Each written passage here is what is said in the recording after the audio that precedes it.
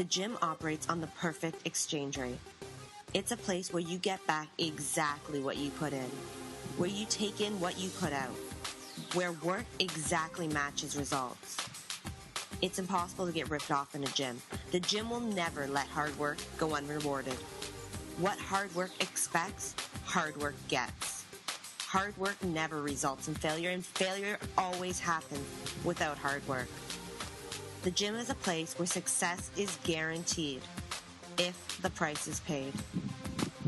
X-Fitness Welland. Visit us online at www.xfitness.ca. Get in the gym. This is Blunt Talk with your host, Gina Arcaro. Presented by Jordan Publications Incorporated. Your source for good, inspirational news only. Welcome, ladies and gentlemen, to another episode of Blunt Talk Podcast. We're broadcasting today from the basement of my gym, X-Fitness in Welland, Ontario, Canada. Our guest today from Charlotte, North Carolina is Tommy Pavia, entrepreneur, wrestling coach, creator of 360 Strength Training. But first, our theme for today, bar fight.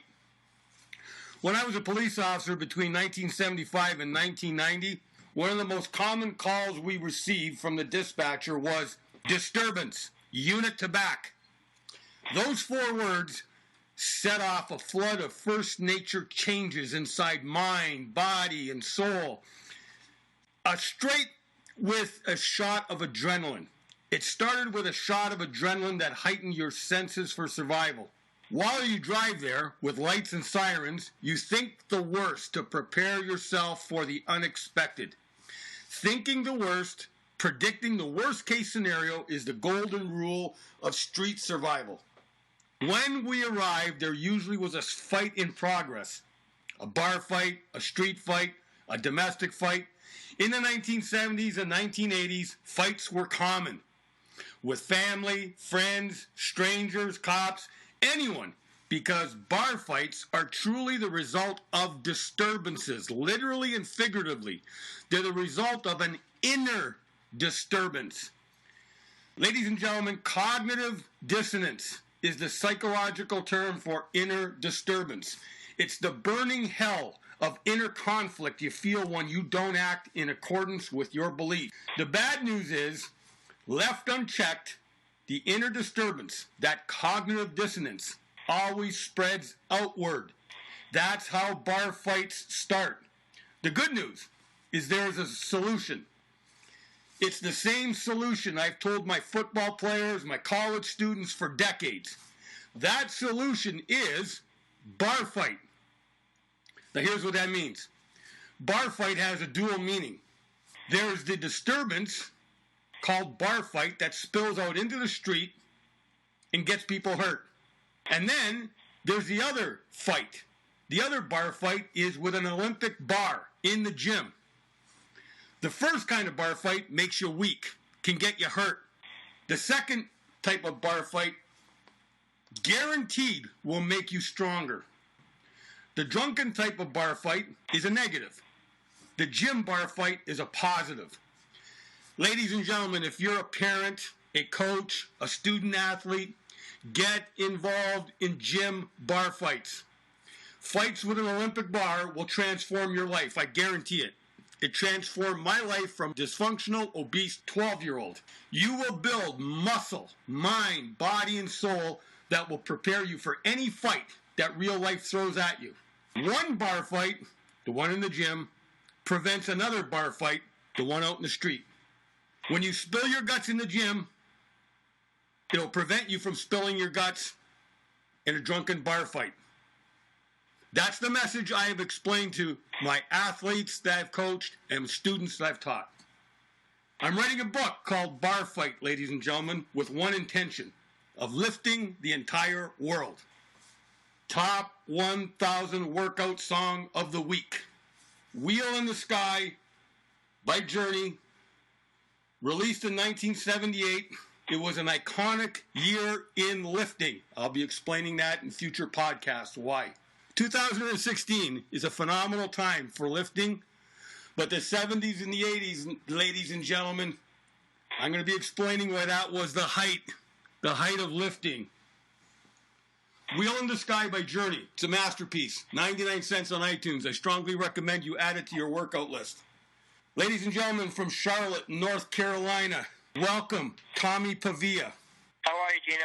Tommy, I'm great. Thank you for being a guest on Blunt Talk Podcast. Tommy, you have a wide-ranging background, entrepreneur, wrestling coach. You're the creator of a strength training system. Our worldwide audience, they tune in every week to get inspired by the professional journey of our guests. They want to hear the behind the scenes of what got them where they are today and where they are today. Tommy, please explain to our worldwide audience, explain your professional journey, where you came from and where you are today. Well, first of all, I'm humbled to be here, and I just want to thank you for having me as one of your guests. And to speak to the worldwide audience, as you call it, is a privilege. So I take it very seriously. And to tell you where it all started, I have to go back to my childhood. Raised in a basement in New York with a ton of crime around me and a ton of drugs around me, and not too many decisions that could be made during that time where you weren't getting yourself in trouble, especially without a father in your life and having a single-parent mom that did the best she possibly could, and just an amazing story in itself. Heck, I'd love to have her on here as well, and she's doing great to this day. But she was the reason. She was the rock. We were poor as poor could be, but we had it great. We had it great because we had a mom that just loved us to pieces, still does, just got after us and really instilled in us what it meant to get after your goals and dreams in life. And I actually have kids that I've coached that will kind of, play around and make fun of my phraseologies that I use on a daily basis, one of them being goals and dreams. And I really believe life really rises and falls with a vision, and if you don't have a strong vision in your life, it can be very, very difficult. In addition to the normal difficulties that come with life. So it all started back in New York. The journey continued where I saw trying to become an elite athlete as the identity that I thought would be something that would make me feel good. It would give me a sense of fulfillment and feel good about who I was. I would find out later on down the road that wasn't the case at all, but I would pursue that path. And in fact, and I really believe by God's grace, I went down that path, and there was a lot of good things that happened. If I didn't get very, very serious about becoming the best wrestler that I could possibly be as an athlete, as an elite athlete, with dreams of making the Olympic Games, which, by the way, there were some dreams that were established last night on the final day of a 2-day Olympic trials for the Olympic team for wrestling, which I watched with great intent. And then there were some dreams that were shattered, because only one person gets a chance to represent the United States per weight class.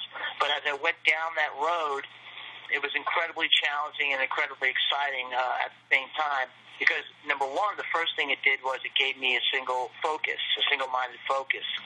And that was good, because along with that became the demands of work, became the demands of decision, and the decision would increase discipline, self-discipline, and I would have to either decide on a daily basis I was either going to succumb to the lure of drugs, of crime, of just a lot of trouble around me, or I was going to get very, very focused and disciplined about the sport of wrestling in this case, and get focused about my future. And because of a mother that was constantly after me and my siblings, I chose, wrestling.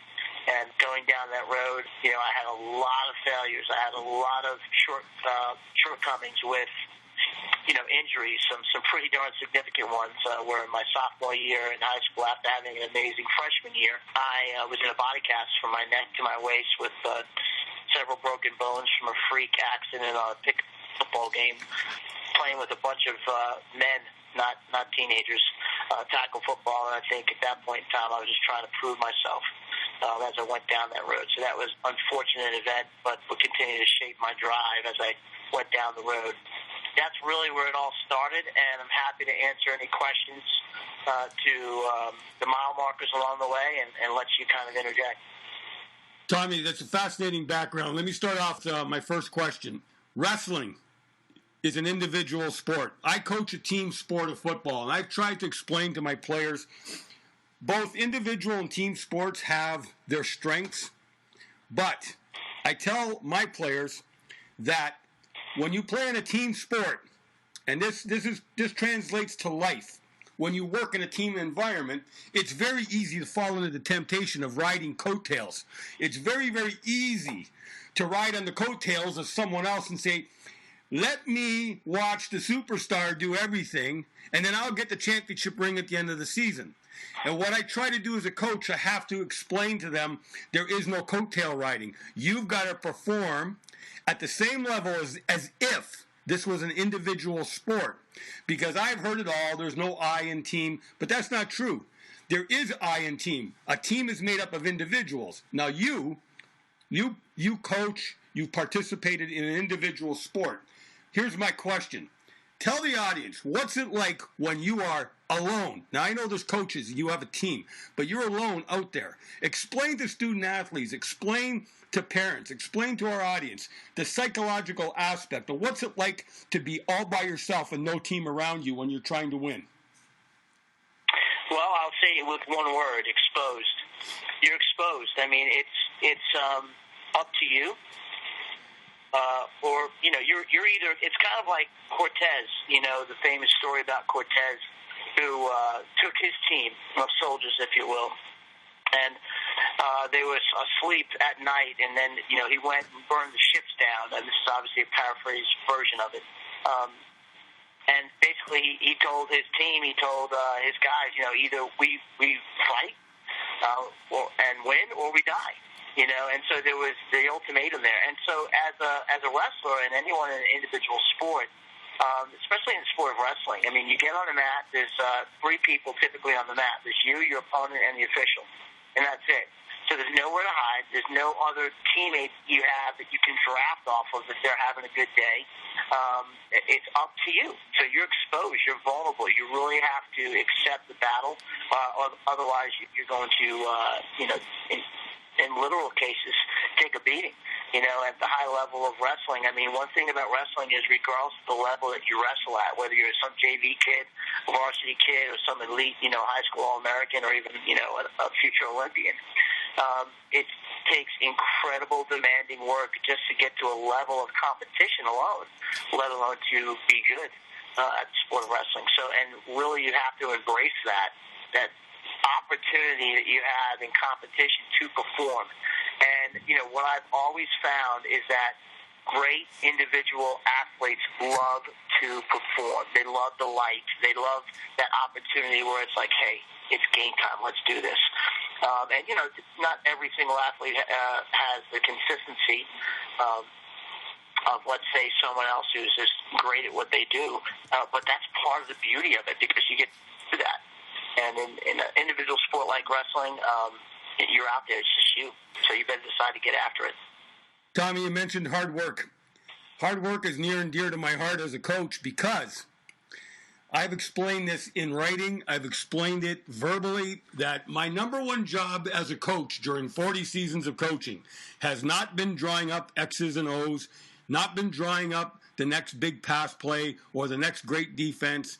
It's not calling the next play. It's all important. But my number one job in coaching has been teaching, work ethic, trying to get the point across that the process, the struggle to win on game day is more important than the actual winning on game day. Winning on game day is the manifestation of what you put in. When you look up at the scoreboard, that tells you what you put in, what you invested. Now, you mentioned the hard work that goes into wrestling. Give our audience an idea, a daily workout that you used to put yourself through, nutrition. Give us an idea of the kind of hard work that you put yourself into to become a wrestler. Well, wow, that brings me back. And, I competed till I was 37 years old. And so a lot of the work ethic had to be established very, very early. I started actually pretty late in the sport of wrestling these days, which was 7th grade. and I started with wrestling 3 matches because I got hurt my first season of ever wrestling. Lost all 3 matches. First period, got pinned. It's 3 periods in the sport of wrestling. Cried like a little baby and really wondered if I was going to move on in the sport of wrestling, in the sport of life, really, because it just absolutely rocked me. I felt like I was just a complete failure, just about everything that I tried when it came to athletics. Keep in mind, remember that I was pursuing this to find fulfillment and identity. And so the very next year in middle school, I had a gentleman named Joe Hurley who put his hand on my shoulder and said, "You'll do great." And his belief level truly planted a very, very special seed that the one thing that I became incredibly good at, without me sounding like I'm boasting, because there's a ton of people that were more talented than I was, but the one thing that I became incredibly good at was work. I mean, work until I couldn't even see anymore because the sweat was pouring in my eyes. So framing that to answer your question, a typical day for me in high school was I would go through a normal day of high school, academics, and then immediately after, my last period of the day, I would go and I'd always be the first one there. I was always the first one there, and I was always the last one to leave. I literally would have my coach at the end of practice say, "Tommy, I'm sorry, you got to go." I was fortunate to win a national title on my way to not making the Olympic team. And the reason why I fast forward that is to share this with you. The one award that I received, and like I said, I failed a lot, but the one award I received that gave me the greatest satisfaction in my entire wrestling career was they created a most dedicated award for me, because there was typically, back in the day, it was just MVP for varsity football, this MVP for, varsity wrestling. That's all it was. But they created one, and it was because of my work ethic. At least I had to believe that, because I had no clue that I was going to get any type of an award. It was just good enough for me to get on the mat. So what I would typically do was go through a 2.5-hour training session. And after the 2.5 hours, it was absolutely grueling work, drilling, calisthenics, exercises, live wrestling, lifting, sprinting, long-distance running, all within those 2.5 hours. I would go home, and typically when I would go home, and again, this is in some New York winters that were pretty tough, I was either taking an after-school bus, but I would religiously miss it, and I would miss it on purpose because I would stay in the wrestling room and wait for my coach to tell me, "Tommy, it's time to go home." And I'd have my bicycle, this little rinky-dink bicycle that I had, and I would either take that home or I would run home, which is about 5.5, 6 miles. So I did that on a consistent basis. I would go home. At the time, we really didn't know about nutrition, about what it took to really feed the machine, if you will, the correct way. So what I would do is a lot of starvation and dehydration. I really didn't have a clue. And I would have arguments with my sweet mother and say, "Mom, I got to make weight," and I was pulling 20 pounds a week. That's not an exaggeration. I pulled 20 to 22 pounds every single solitary week, and it gave me an edge that I never experienced before. As you can imagine, I was pretty darn hungry and dehydrated. But I would do another 2-hour practice and sometimes 3-hour practice inside my little bedroom in the basement of where we lived, and I would do it until I was dripping with sweat. And I would go outside and I would run, I called them telephone poles, and I would go from telephone pole to telephone pole. I'd run around the block. I would create these obstacle courses around my neighborhood, and I would just find fun ways in my own head to get to the same result, which was a work ethic that in my head, there's no way that anyone else could be doing what I was doing. That's really where my giftedness was. I outworked guys on the mat, and I knew it. And that's when my confidence started to rise in the sport of wrestling. It was my work ethic. So if I got into a room with a bunch of guys who were more talented than me, I would take my licks, but after a while, I would catch up and I would start climbing up the ladder, and that's what I did throughout my entire career. Eventually, becoming one of the top guys in the room, or the top guy in the room. But that would be a typical day. I always did 2-a-day practice. I would literally sit on the curb on a Saturday afternoon, late morning, if you will, after practice, almost depressed because practice was over and I wanted to train more. So I would go home and do it. Tommy, trying to find our calling in life is never easy. Discernment of calling affects every human being on this planet. we go through periods of time. What job should I do? When should I leave a job? When should I stay in a job? Should I start a business? I've got a theory. I have my own theory in life that I believe every human being as an adult has at one time or another thought about being his or her own boss, being in control of his or her own life. Now, let's talk about your professional career. You've been a teacher, a wrestling coach. You're now an entrepreneur. This may seem like a loaded question, but it isn't. How did you determine your calling to go from teaching, coaching, entrepreneur? What's the connection?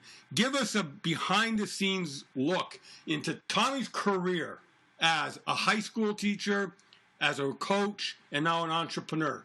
How did you fit it all together? How did you make those decisions? Well, I'm going to be incredibly blunt, and that's pun intended, and tell you that I had an epiphany when I was young. I'm not talking about some out-of-body experience or anything else that doesn't kind of seem kind of normal. But for me, it was in ninth grade.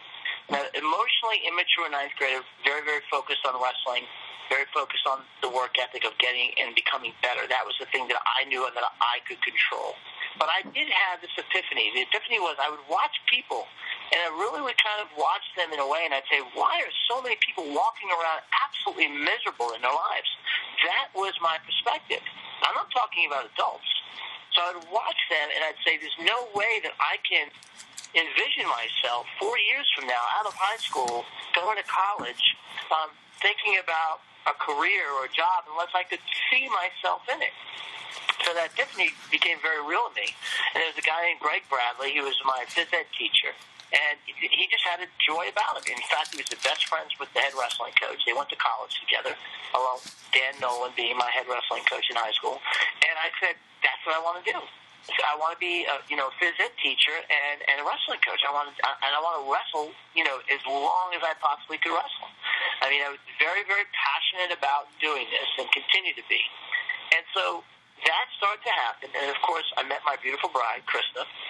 We had 5 awesome children. And, the one thing that I didn't figure out in the early stages of building a life and building a family was that teaching was not a great way, at least it became a not-so-great way, especially the path that I took in raising a family. In other words, making ends meet. So it was a struggle. It has been a struggle. So I actually literally became, the adage of necessity is the mother of invention holds true to me like you would not believe. So I always had this mind that I felt like I had great ideas. And I think there's a lot of people out there that have great ideas. But I was, through the sport of wrestling, through great mentors and coaches, and, of course, my mother and other people in my life, I knew that the gap was between knowing and doing. I knew that as a coach and as an athlete, as a performer, that's what I had to do. I had to find that platform in doing it. So I had to really kind of reflect. And it's not an easy decision to make to become an entrepreneur. Because you're going to, John Maxwell, a great leadership guru, says you've got to give up in order to go up. So I knew I had to give up my career of teaching in order to become an entrepreneur. So I think that needs to happen in everyone's life? Absolutely not. But for me, I knew it needed to happen. So, I had so much time as, in training.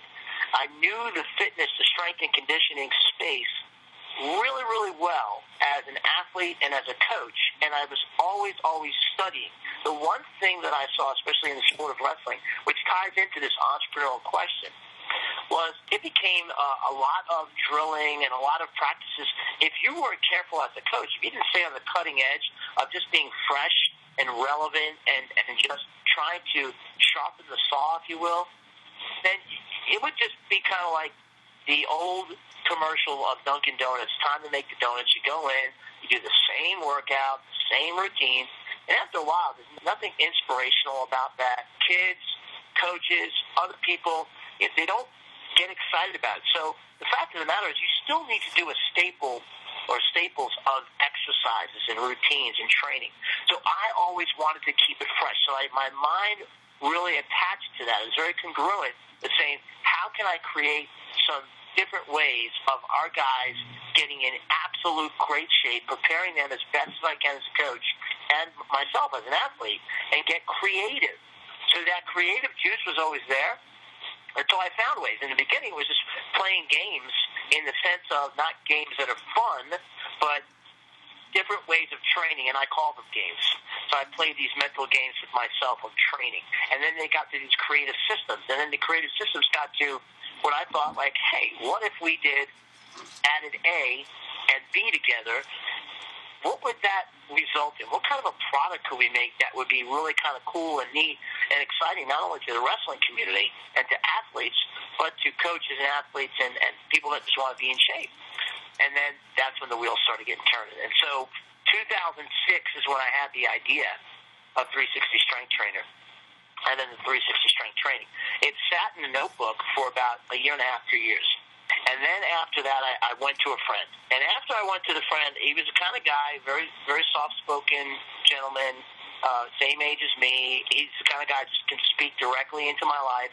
You know, I knew he would tell me, and you'll have to excuse my expression, but he would tell me whether or not the idea sucked or not. And so we had a cup of coffee together, what I thought would be a 15-minute conversation turned out to be a 2-hour conversation. We closed the place down, and he said, not only do I think that particular product that you have is a good idea, Tommy, he said, but I think it's also something that I can create. I can create the prototype. In 2009, we got to work on it, and then I was still teaching at the time. In 2012, we launched 360 Strength Trainer along with 360 Strength Training, which is the system. And we have probably about 8 to 12 products that we are literally holding in our startup kind of gates, if you will, before we launch it to the world. And I'm in constant mode of doing until literally the sun goes down and my eyes can no longer stay open, which is usually 1, 2, 3 in the morning on a daily basis. Just getting after it. When is 360 going to be launched, in your opinion? We are probably about, I would say, 30 to 60 to 90 days from launching it and really starting to rock and roll with some traction. Because, you know, in a startup, you know, there's a lot that goes on. And without boring anybody with the details, you know, you need to make sure that your plan is in place. And we're working on that right now. We're literally working on the financials of the business, where we're probably about a week or less away from taking our financials, which is done from a guy who's just an absolute pro at what he does. And then we're going to present it to some investors that we already know have an interest in it. And then once they're able to take a look at the marketplace, the money, and so on and so forth, then they get to make a decision whether or not they stroke a check. And then nothing happens until the money hits the ground. And when the money hits the ground, we're off to the races. You know, we have a marketing and sales team in place. We have myself, of course, and some other entrepreneurs that make probably about an 8-person team right now. We know it probably will dilute as we move forward, but we're very excited about the vision of the company and what it could mean for our families, and more importantly, what it can mean to the people out there that get to use those products and impact their lives. Because right before I got on the phone, Gino, I just saw one of my old wrestlers who went the route of UFC. In fact, his dad was one of my assistant coaches, a kid named Jamel Jones, and he just was accepted into the UFC TUF competition.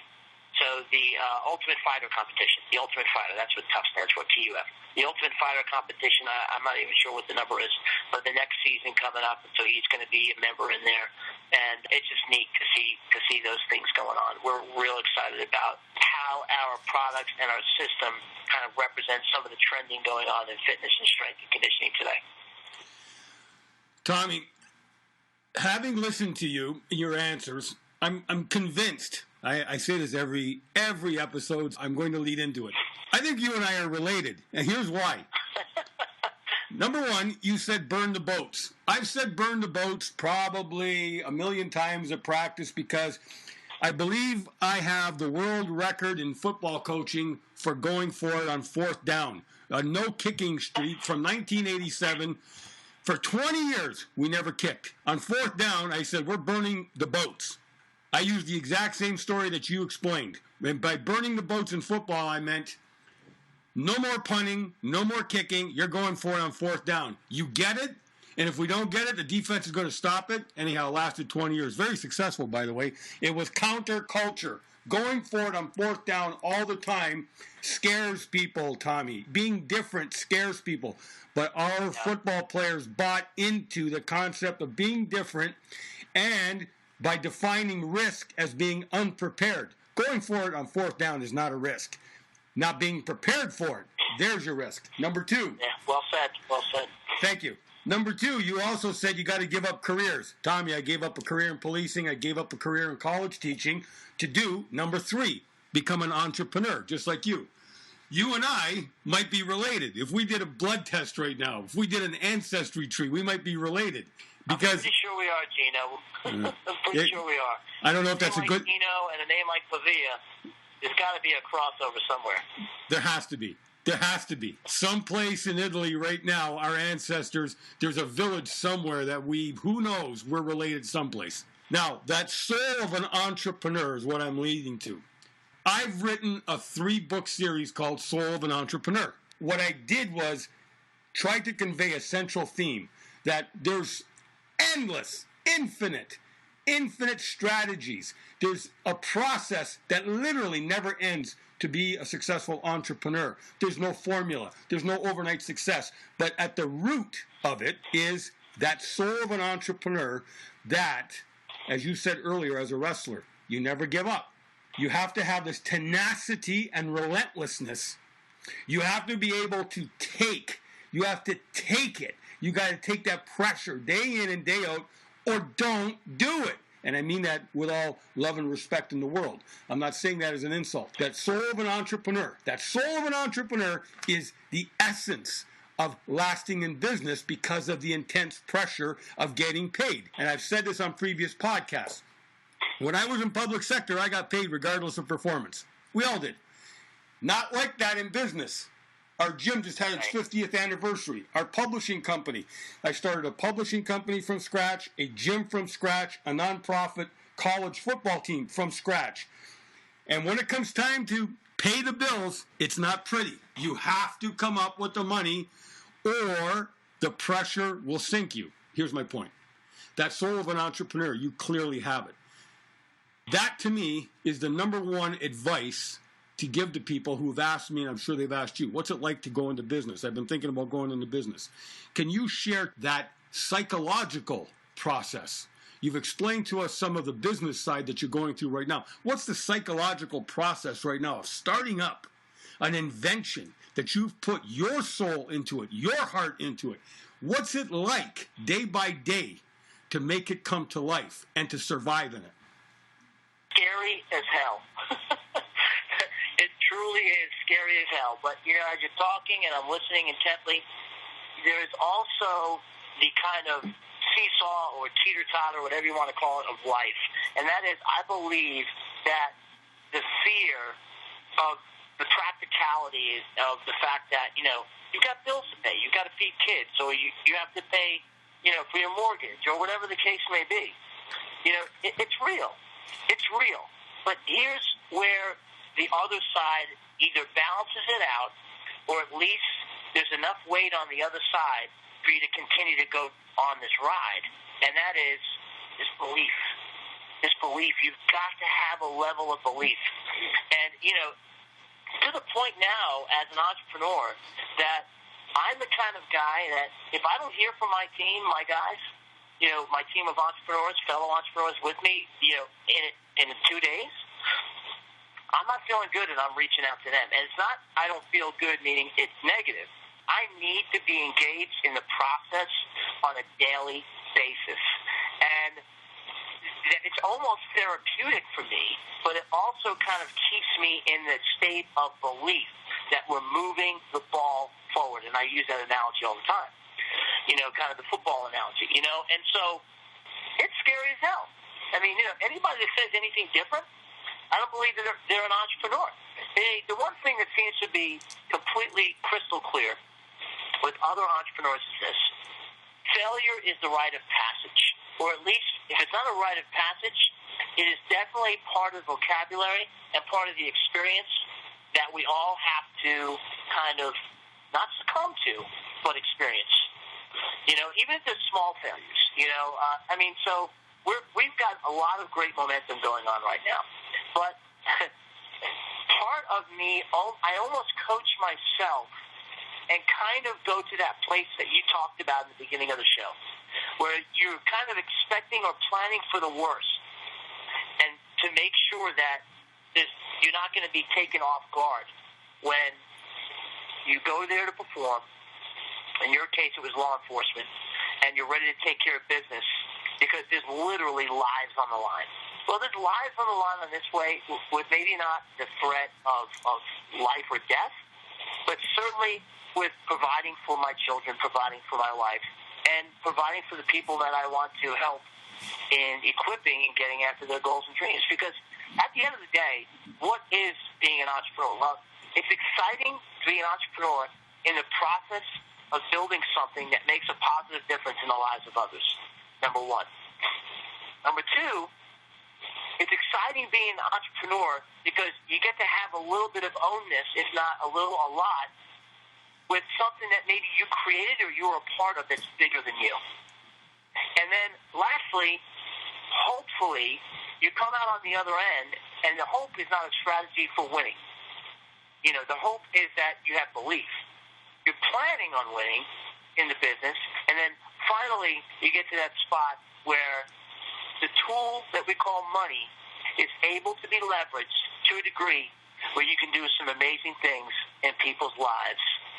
And whether it's stuff or causes that truly make a difference in other people's lives, helping other people have water in third world countries, any cause, battling against cancer, any cause that helps the human experience be more positive and equip others to get after their goals and dreams, and that's the ride that I want to be a part of. That's the ride I've been a part of my whole life. And that's what gets me up in the morning, fired up, and getting ready to get after it. And yet, I got to tell you, I have some quiet, desperate moments in the quiet of my car sometimes where there is some, what I call stinking thinking, that creeps in that I've got to battle, I've got to wrestle with. And ultimately, day by day, with good people around you, a good plan, a great vision, you can continue to get after it and have some mile markers of achievement that you can be really, really proud of. Tommy, the connection between athletic performance and entrepreneurial performance, what I've learned is that they're inseparable. I'm just going to further that conversation. Number one, the purpose that you get, you said you wake up in the morning with purpose. The purpose that you get, that high, the lifter's high, that you get from building something, building a team, building yourself, building your individual performance, building your business, that purpose will drive you through fears, as you mentioned, and you said that very, very well. The fear of being an entrepreneur is never going to go away. Never. You got to fight through that every single day. There's another connection to the athletic performance. Then there's the grind. The grind. You've got to absolutely have a proper love-hate relationship with that grind. So many players that I have coached, especially rookies, they've been taught to hate the grind, and I've got to shift that love-hate relationship with the grind because I've tried to tell them the grind is what you're going to look back on. And as a matter of fact, it's happened. 20, 25 years later, I have players all the time, whether it's social media, sending me an email saying, I remember those practices. Those practices, Tommy, those practices at the time, they hated them. Now they're looking back at them as a sacred memory, Tommy. Here's my point.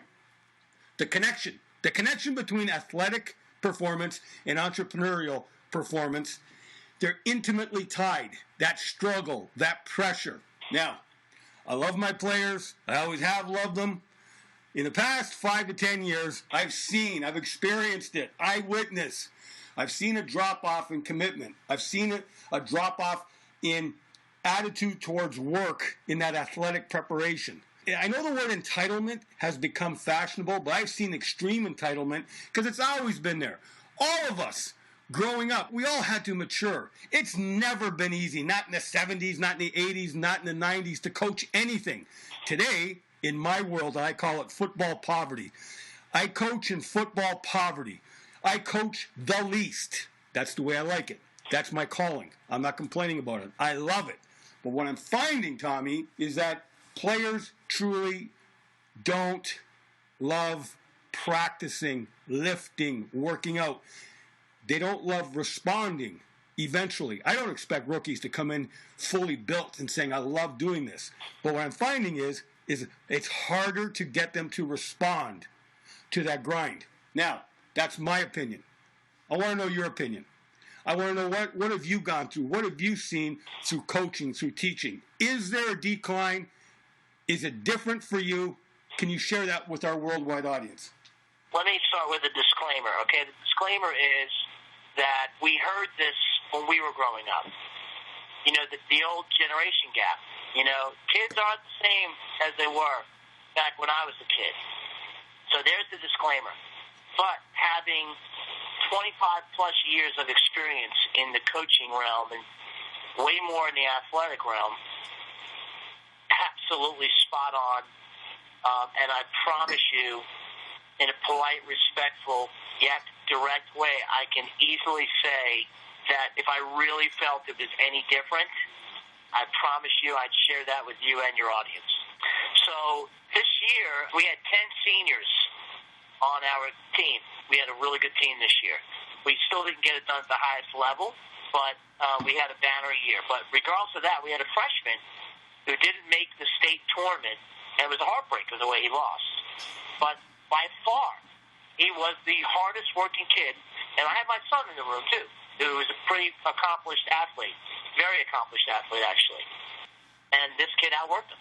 And this kid, I'm a coach. I'm speaking as a coach, not as a dad.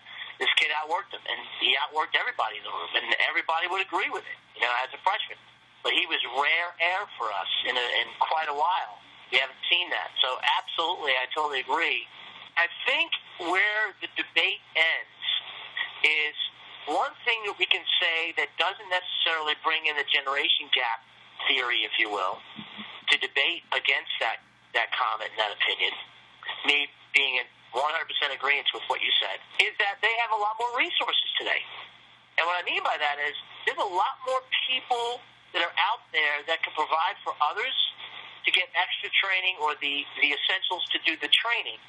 And then that's the opportunity they need to work. And then there's a lot more clubs and a lot more, you know, specialized programs that are out there to this day that athletes have that I did not have the opportunity to have. And it's not sour grapes. That's just a fact. That's a fact. That's numbers. We can put out the amount of programs that were out there then that are out there now, and there's an extreme difference.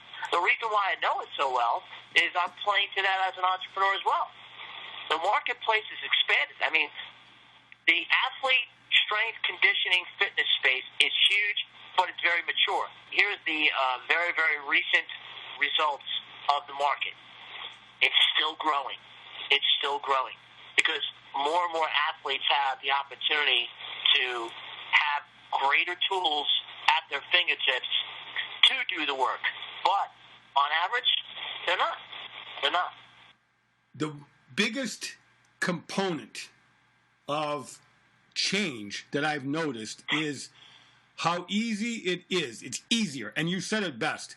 There's always been one generation complaining about the other generation. I was part of the 70s and the 80s, and I heard my poor Italian immigrant father and mother saying that we were spoiled. Now I'm saying the same thing. I agree with you 100%. But what the main component of change is, it's never been easy to form a team of athletic-minded people. However, when it all settled down, those who quit, they quit. But those who stayed never missed practice. Now, when I mean never missed practice, I have a policy, 0 tolerance. You miss practice, I can't let you play because out of love and respect, it's unfit for duty to play without preparation. The amount of missed workouts and missed practices is what has been on the incline. That's the major component, Tommy, that I've experienced, is that it's so easy for young people, for student athletes, and I'm not just picking on one generation, it's just easier today to miss practice, to miss workouts, and let down your team. What I'm trying to find is that solution, because I've kept close research in the past 40 seasons of coaching. I learned in law enforcement, keep a notebook of everything. Every single practice and every single game, I kept notes to cover my ass, pardon my language. Because of that research has been my goldmine. And what I'm trying to solve is this, I'll call it growing apathy, that it's easy to miss. Failing to appear is a law enforcement term. Fail to appear in court, fail to appear. To fail to appear at practice, to fail to appear at a workout, you explained earlier in an answer the struggles that you went through, 2-3 hour workouts. That's the part today that there's a growing number of missed practices. Not to belabor the point, have you seen that, or have you not seen a growing absenteeism? Oh, absolutely. And here's the difference maker. So let me kind of tie it into, again, being an entrepreneur. One of the things that you talk about in marketing and you talk about in product development is find out what the problem is and, give the customers the solution. So now go back to the athletic room. How does it parlay into that? How does that parallel with it? Well, I wanted what I couldn't have, or at least I perceived that I couldn't have, until I realized that maybe I could have it if I worked for it. So that's where it became an absolute obsession. What's his name from the UFC? What's his name? Scottish or Irish guy. McGregor. Right? Conor McGregor.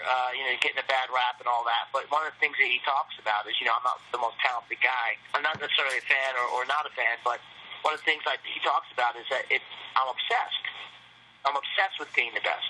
I think we have a lot less of that. I think that's a rare moment, because this guy wants something that he perceives that is very, very difficult to get. He's willing to go to the level of being obsessed to get it. You talk about in being an entrepreneur, when I was mentored early in my life about being an entrepreneur, I had ideas. There was a period of imbalance before you can get to balance. So that's the same thing in getting after it. So yes, absolutely. Absenteeism, one of the things that I talk about, and it's going to sound real silly, every year I have a theme. And this year was called the Year of the Call Out. And that means that I would call out our best guys, my son, several other kids on the team that were, like, some of them are high school All-Americans. They're being recruited by some of the top Division I colleges in the country. And I would just call them out, because their behavior is what I would call out. And I would differentiate. I would tell them, I said, listen, I love you guys, but I'm going to call out this behavior because it's not congruent. It's not in alignment with you getting after your goals and dreams. And you gave me permission at the beginning of the year. I asked you, are you going to give me permission to coach you the way that I know that I can coach? Always working on me, trying to be the best coach I can be. Lots of room for improvement over here. And share with you where you need to make adjustments. Or should I just come in every day and pat you on the back and tell you, hey, man, you're the best, no matter what. We'll hold hands, we'll sing Kumbaya, and that'll be it.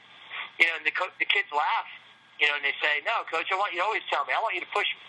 But then when the rubber hits the road, they're uncomfortable, and they're not expressing that same feeling. So, yeah, I think you're spot on, and I believe that, people have lost the art of understanding the joy of being uncomfortable, which is kind of an oxymoron, I guess, but the bottom line is you need to understand that you got to put your body and your mind through, to some degree, torture in order to feel the flow that is performance when it comes game time, when it comes match time, when it comes performance time. And then as you go through that, you'll learn about yourself, and you'll learn about the art of working hard. And what it truly, truly means is that it doesn't matter how much talent you're facing. You have one element that you can control every single day, and that is your work ethic. And here's another one to throw in, another element that you can control. And this is all preaching to the choir to you, Gino, I'm sure. And that is your attitude. The two things that you have, your attitude and your work ethic and the way you think. There's number 3 to cap it off. Those 3 things we all control on a daily basis. Attitude, work ethic, and the way we think. And the bottom line is, people want to be more comfortable, and they're not willing to do the work to get that. In fact, they think that less work has to be done. in order to get the same result, or in order to get a result that they perceive is worth having. State title, conference championship, whatever it may be. Winning in life with the business. And then once they go in, they find out that it's pretty darn ugly. It's scary as hell. And they got to push. Tommy, it's a tradition here on Blunt Talk Podcast. We ask every guest to imagine being in front of the entire world right now. Give your advice, your inspirational message that will help people in that battle of potential. You, I, anybody who's in coaching, we have seen great feats of potential being realized, and we've seen wasted potential. I believe it's the struggle that goes on every single day in the human condition. Every one of us, we struggle with not wasting our potential, fulfilling our potential, feeling horrible when we underachieve, and so on and so forth. Tommy, imagine you're standing in front of the world. Give us Tommy's message of inspiration. Well, I can tell you without any hesitation that life is so darn difficult. I mean, it is so darn difficult. There's so many things that are going on in the world today that just don't make sense. And they're hard, real hard. But, man, I believe it is so worth it, and so fulfilling, and so joyful, and so awesome that I believe it's time, if you haven't had the time yet, to create a crystal clear vision in your life and to get after your goals and dreams with everything that you have in you. And even if you fail, the effort, the sacrifice, the commitment, the dedication, the perseverance, the persistence will leave a lasting legacy to help others do the same thing. Because it's not the actual achievement that ultimately matters. Although that is important and that's what I want. What's most important is the decision to get after it on a daily basis and help others do the same. Well said, Tommy. Awesome message. Where can our listeners contact you? Where can they get a preview of 360 training? Please tell us all your contact information, all the viewing information. I will be happy to, and I appreciate that very much. So you can check out 360 Strength Training on 360strengthtraining.com, or if you went to 360strengthtrainer.com, you can check out our website. There's a lot of cool videos on there. There's one in particular about a young man who had both his legs blown off by way of Afghanistan, a guy named Garrett Carnes. Young man who's actually using a 360 Strength Trainer after a pretty cool interview that I believe is incredibly inspiring. And you can also find me on LinkedIn. Just look up Tommy Pavia on LinkedIn. You can also go to 360 Strength Trainer on Facebook and look me up there. I've been humbled and privileged to be a part of your podcast.